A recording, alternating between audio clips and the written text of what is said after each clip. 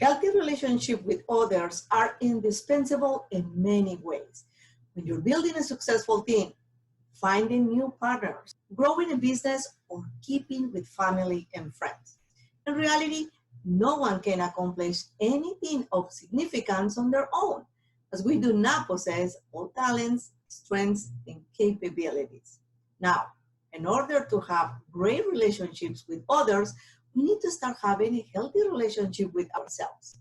So I would like to invite you and let's examine why it's important to have a healthy relationship with ourselves and how you can work on your own image and getting to know yourself better. Developing the ability to know better yourself will offer you so many benefits. It will allow you to increase your awareness of how you are, and it will support you in your daily agenda. The image and awareness you have of yourself can take you very far in the relationships you have with others, or it can restrict you from developing healthy relationships. A negative image of yourself will not allow you to reach success in the long run. And sooner than later, any achievement that you had will reach the level of your own expectation. In other words, the image you have of yourself molds the way you think and act, and therefore the way you relate to others. If our self-perception is not clear, then our attempts to influence others will be misguided and even manipulated. So the first person we must examine is ourselves. So let's reflect on this. If I want self-awareness, the first person I must know is myself. If I want healthy self-image, the first person I must get along with is myself. If I want self-honesty, I must admit that the first person to cause me problems is myself. And if I want self-improvement, the first person I must change is myself. At this point, you are probably thinking that many times there should be a certain amount of sincerity and responsibility among us. That is very true. I confess, I don't have much of a future if I dedicated myself, for example, like singing professionally.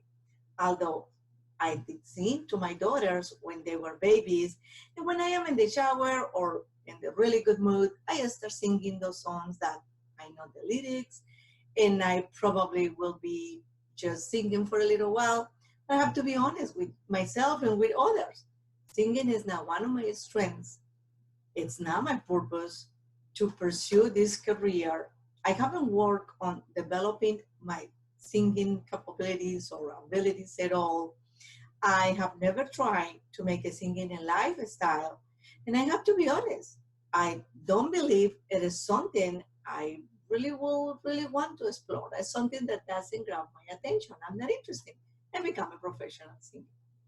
So in the same way that we relate ourselves to others, we must be honest with ourselves. If there is something that you don't like about others, or there is something hide somewhere, and it's not letting you relate well to others, then that might become an obstacle.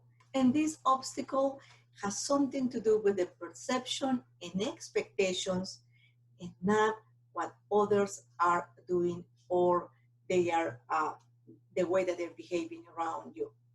It's probably that, your perceptions and expectations. As Sheldon Cox well said, all of the truly important battles are waged within the self.